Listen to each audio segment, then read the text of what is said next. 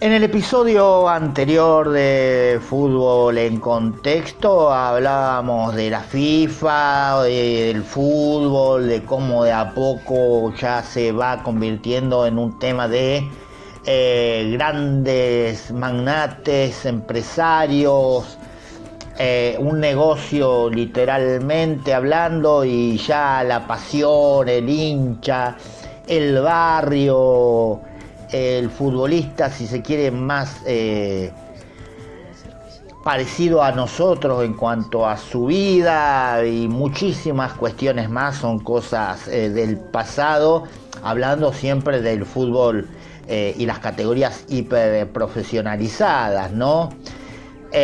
Por supuesto, también hay otro aspecto a hablar y mencionar en este episodio, que es el poder, el fútbol, los estados, y mencionar algunos ejemplos, porque esto da para largo y pueden surgir muchísimos más, sino tomar algunos hitos, algunos episodios, justamente algunas etapas o momentos. Y en este caso vamos a hablar de algunos mundiales, porque si hablamos de la FIFA, de su poder, sus decisiones, sus escándalos, la FIFA también organiza, pero los estados utilizan.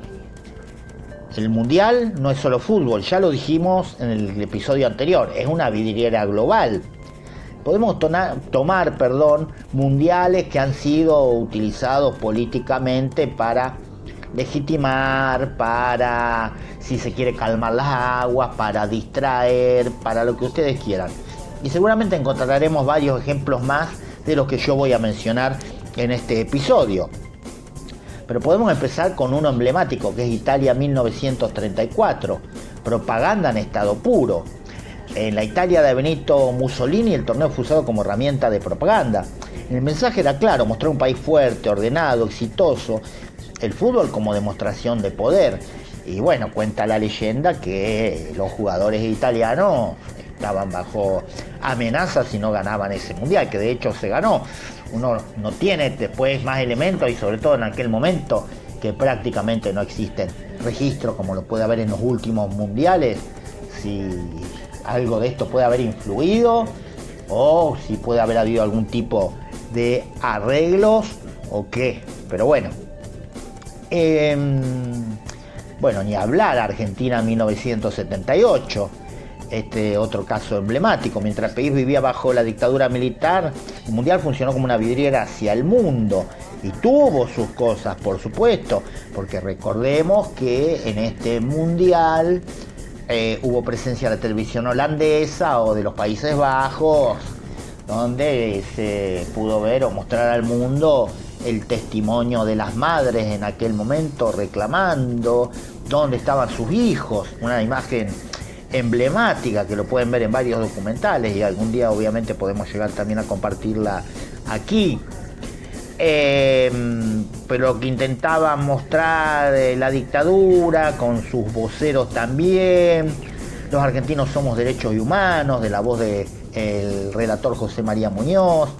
Los estadios llenos, los festejos, la celebración, y también un mundial rodeado de mitos, como por ejemplo que la importante partida de toneladas de trigo que partieron a Perú antes de ese partido que Argentina necesitaba ganar por goleada, y que finalmente salió 6-0, un arquero peruano que en realidad era un argentino nacionalizado, aparentemente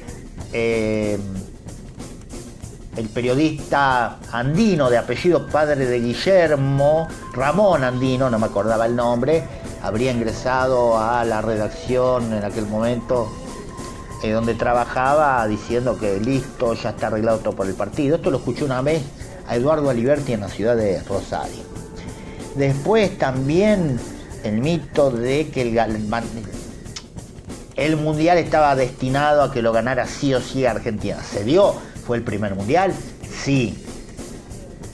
Pudo haber ganado el del 66, que ahí, ahí no tiene mucho que ver lo estatal, pero también es un episodio que algún día tenemos que dedicarle. No me quiero ir de este. Pero si uno revisa el partido contra lo que es Holanda, la pasamos mal. Y en el alargue una pelota en el palo que podría haber definido el mundial a favor de de la naranja mecánica, como era conocido. El mito de que Cruyff no vino oponiéndose a la dictadura y en realidad tuvo que ver con una cuestión personal que había sucedido tiempo antes en Barcelona con una de sus hijas. Estos momentos de la historia vinculados al fútbol, pero en general tiene mucho de mito, cuestiones que uno no puede en este momento decir sí o no. Como también cosas se le escaparon de las manos, como esta propaganda de no tirar papelitos.